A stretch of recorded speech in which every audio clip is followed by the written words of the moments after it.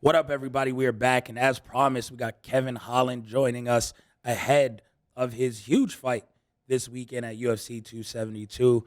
Kevin, what up? Thank you for taking time out. You just basking in the sun. Weight cut looks like it's going well. I like it, man. It Yeah, looks it's it going looks smooth. like you're comfy. Yeah, it's going smooth. Can't complain. I'm on task. I'm on the weight they want me to be at, so should be a smooth cut. A lot of water. Good, good. Real quick, I always listen. I need to start off this way. The nickname Big Mouth. And Once people were like, yo, you start off as Trailblazer. Now everyone just knows you. Kevin Holland, Big Mouth. It was so much part of your game, but you always lived up to it. And then you hit a little rough patch and people were like, stop talking as much. Is that something you can take out of your game?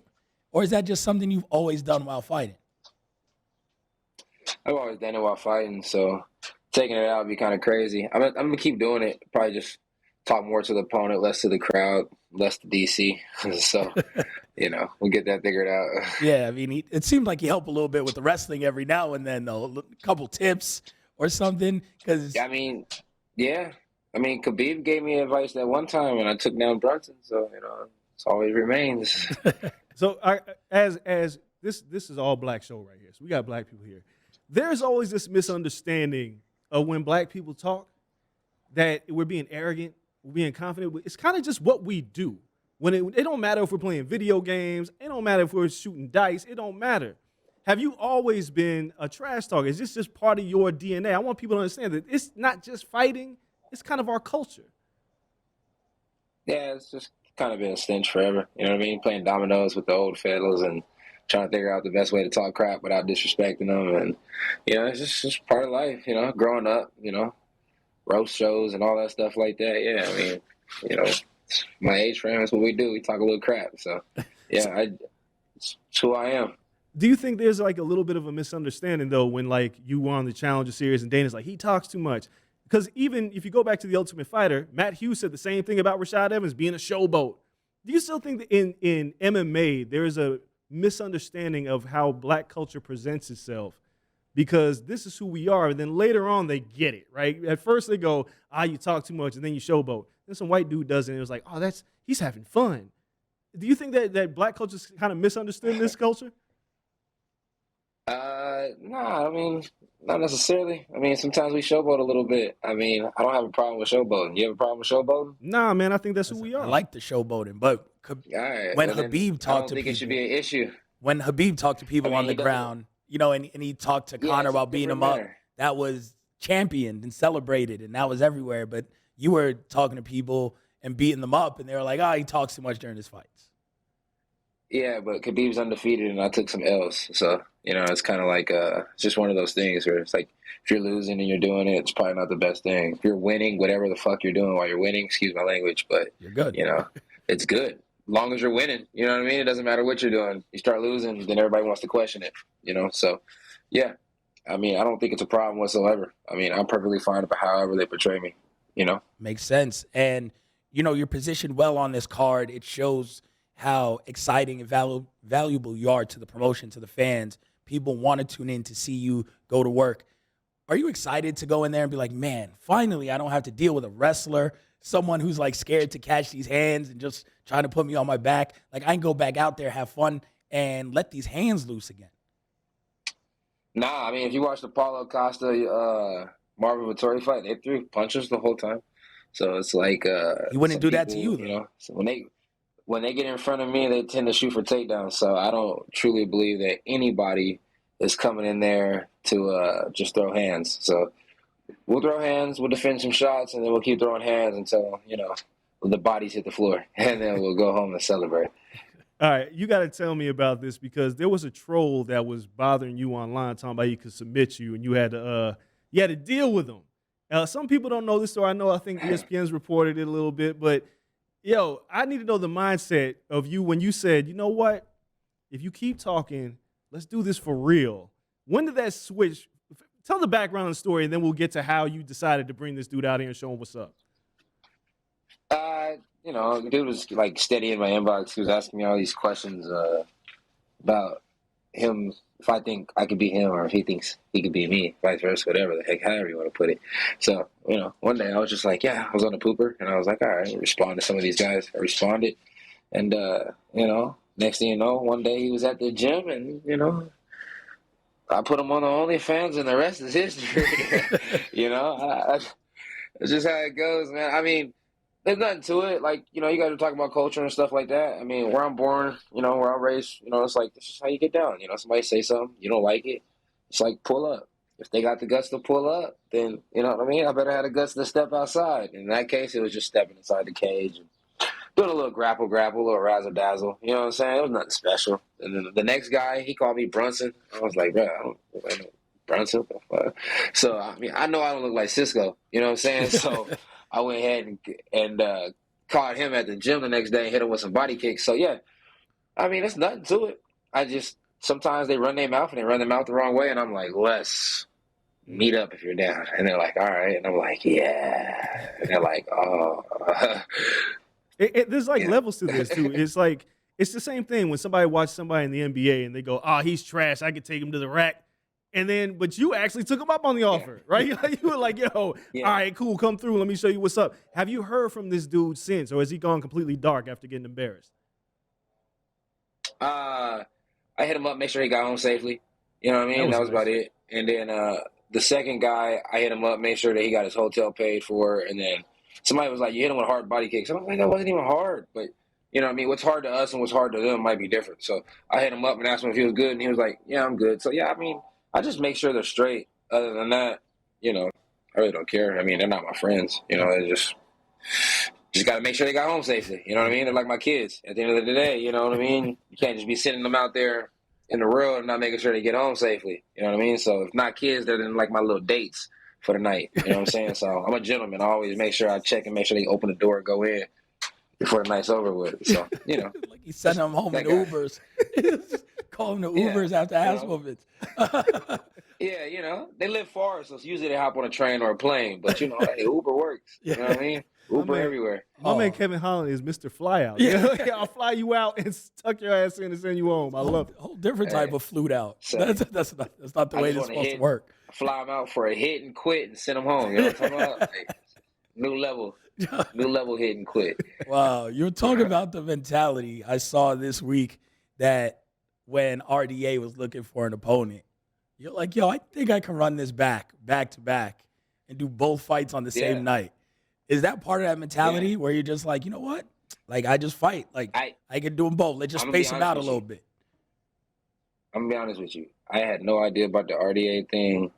I was upstairs doing a workout. Somebody told me that had happened. And then the next day I heard I had tweeted something. And I was like, how did I tweet when I was on the video game? But, my manager's slick, so he was looking for a bigger pay. I'm down for whatever. You know me. He already, my bad, y'all. I'm over here hitting the table. He already know how I get down, so yeah, it is what it is. You know what I'm saying? He tight for me. Word is bond. He put my word out there, so I bonded to it. You know what I'm saying? If they want me to step up still, I'll still take two. You know what I mean? But my boy Renato got it, so I got my money on Renato. Do you? You got Renato over RDA in that fight? I mean, we KO gang. You know what I mean? We knock people out. So, I mean, at least that's what the contracts say when we sign up with KO reps. So, yeah, I got Renato. Got it. Also, I saw a story about you didn't really want your UFC contract after the Challengers Contender Series because you didn't want to get caught up. Tell me about this a little bit because that was a long time ago. Yeah, you were in your mind when that fight was happening. Were you thinking about this? It was like, shit, man, if I get this contract, they might, USADA might be coming for me. Yeah, I just had a long talk with my people. Like, I mean, I did what I was supposed to do to, you know what I mean, pass drug tests and stay clean and all that stuff like that. But I mean, that shit sucks. So I was thinking in my head, like, yo, I need to get my name out there. I'll take this opportunity. It's a good payday. I'll get the dub. He only signs people if he knocks people out. I usually knock people out. That's probably why they put me on here. I appreciate Mick, but I don't know if I'm ready for this in life. So I was like, I'm just going to go ahead and beat this guy up and then maybe get like a contract somewhere else that pays pretty good because they know the UFC was going to pick me up. Because I was like, I just don't want to really, you know what I mean, not be able to smoke weed and have USADA popping up in my house like on probation or something like that. Because, don't nobody want to be on probation. You know what I mean? You talk about the statistics of a black male and stuff like that, a lot of us been on probation before, and I don't want to be on probation like just to sign up for it. But now that I'm with USADA and they pop up in my house and I don't have to worry about them testing me for weed, like they don't care about the weed, I piss quick. You know what I mean? Like as soon as they come in, here you go. That's all I got in me. You know what I mean? So, yeah. I mean, there's smoke alarms. Someone might be smoking weed somewhere in the vicinity. Send off the smoke alarm behind you. Yeah. It's all right. You know, it's Vegas, baby. You never know in Vegas. Yeah, it's Vegas. Yeah, everything legal in Vegas. Big facts. Yeah, so everything. Going into this fight against Cowboy Oliveira, there was a quote. You said, "Yo, I want to send him into retirement." Is that a notch on your belt, like into this, or is this your goal now, where you're at in your career in the UFC, where you want to put some of these veterans' names on your resume and be like, "Yo, I'm the one that sent them off to going and chilling at the crib and putting those names there to help you climb the ladder faster"? Nah, not necessarily. I mean, I do want all the OGs just because of the simple fact, like, one day, like, they're going to have their name. So you ain't got to worry about them if they're going to have a name one day. You fight some of these young guys, and it's like, shit, that fool might fall off. You see me, I decent name, then fell off with a couple fights. So what if I never win again? You know what I mean? Like, ooh, that'd be a bummer. But then I'm nobody. You know what I'm saying? So you like to fight OGs. So then you can say you fought somebody. You don't want to go back and tell your kids 10 years from now, I fought this guy. And they're like, bruh, that motherfucker didn't even get on a video game. Excuse my language. But you get what I'm saying, though. You know what I'm saying? So it's like, yeah, I would love to fight a couple OGs. And when I fight them, I low-key would like it if they didn't fight nobody else if I put them out in a devastating fashion. You know what I'm saying? Because it's like, if you got put out that bad, knowing who you are, you normally don't get done like that. It's probably time to, like, call it a wrap. And if you are going to fight, I hope you fight somebody that's really reasonable for you to beat. That way it don't look like somebody else retired you. You might as well just give me the honor. It's no disrespect whatsoever. We all got to call it a wrap sooner or later. And a lot of these guys that I do want and I'm putting away like that, if I do put them away like that, it's usually around the age that I want to stop fighting. But I want to go out on top. So I feel them on wanting to go out on top. But this dog got to eat, bruh. When you knocked out Jacare, that's a lot of people's their favorite knockout of yours. Is that your favorite knockout? Do you ever go back and look at that knockout and go, damn, that was some work? Because we hadn't seen nothing like that before. Nah, that's my least favorite knockout. Really? Like, if you ask me, like, I really feel like that was the start of my demise. You know what I mean? Like, I was sitting back and I was thinking, like, I remember going home and being like, yo, I hit hard than up. You know what I'm saying? So I was like, just thinking, like, I mean, the work ethic kind of slowed down after that. The work ethic was really nice before that. And then after that knockout, I just kind of feel like I slowed down a little bit. And then even when I started to put it back into work, I just felt like I was like a couple months behind of where I could have been had I not knocked him out that way. Had I subbed him, think about it. I would have been like, yo, my jiu-jitsu's sick. It could be way sicker. You know what I'm saying? But I hit him with a punch off my back, knocked him out, and got up and kept doing it. You know, everybody thinks, oh, yeah, that's wonderful. So then you go to the next fight, you're like, oh, I'm going to knock this guy off my back too, just to show him, like, 2P, 3P, like the Lakers and you know what I mean, at the top of their sprees. So, yeah, that's just me, though. I get caught up in my own shit sometimes. Excuse my language. I should have just put a poop emoji. Nah, so you win this fight this upcoming weekend. Who do you want next? Do you go into this fight with like a list of call-outs already on the mind, or what's your next move after this? I mean, I got a feeling somebody catches a cramp at 85 in the near future. They catch a cramp at 85, I step in. I keep my name booming in both weight classes. That's a good thing because you never know when you want to have a stake. Like, the way I look at it is we don't really have seasons in this game. So when you live somewhere where it gets kind of cold a little bit, it's kind of harder to make a certain weight in the winter versus it is in the summer. In the summer, you always sweating. I mean, you can't even wear regular clothes without, you know what I mean, sweating. So you got to switch up your outfits. So maybe in the winter I fight at 85, and maybe in the spring and the summer I fight at 170. I don't know. You know what I mean? I'm just cuckoo in the brain. I just want to fight. Man, there's one other guy that's kind of doing that. Kamayev. Is that a name? Don't you dare say it. I was going to ask, you dare. Is there any interest in inquiring that guy? Because there's so much hype. This is a black people show. It is. But I'm very curious because a lot of concentrate on the black guy. I'm saying the man gets so much hype. Isn't that a fight that you would want to, hey, chill out. He's not as good as everybody says he is. I mean, I called for it when I was still ready to work. You know what I mean? I mean, that's a guy right there that I got a couple buddies that are like, man, F that guy. He ain't the truth. And I'm like, look, I'm not like you. I'm not like anybody else. Like, I don't have a problem with telling it as it is. And I feel like the dude's the truth. I feel like he's a dog. I feel like he's an absolute animal. He's that wolf that they call him. But that being said, I've been living in Texas long enough to know that I like to hunt or try to hunt any animal that you're allowed to eat or that can be good for the environment. And sometimes wolves aren't good for the environment, so sometimes you got to hunt them down.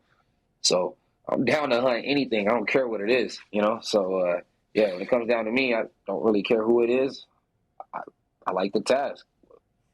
You know, it's like whatever happens, I like the task. And if he's that good, and I really believe he's that good, I'm that motivated to train. So that's the good thing about guys like that. You know, I wish I'd had a full camp for the Vittori fight. I would have been motivated just because, you know, they say he doesn't get hit that much, and I think I could hit him a lot. You know, Brunson fight, it was kind of like I could beat this dude off the couch, and I was wrong. You know what I mean? Got off the couch the wrong way. No, I feel that, man. So we appreciate you joining us. You have still a busy day ahead of you, so we don't want to take too much time up. Can't wait to see this fight this weekend. You look good. You look in shape. You look motivated. Can't wait to see you put in work again, leading to a big 2022, because it's just the beginning. You know, everything we saw in 2020, man, all that's coming back, and we know it. Can't wait to see you put in work. Thanks so much for joining us. No, thank you guys. I appreciate it. Thank you.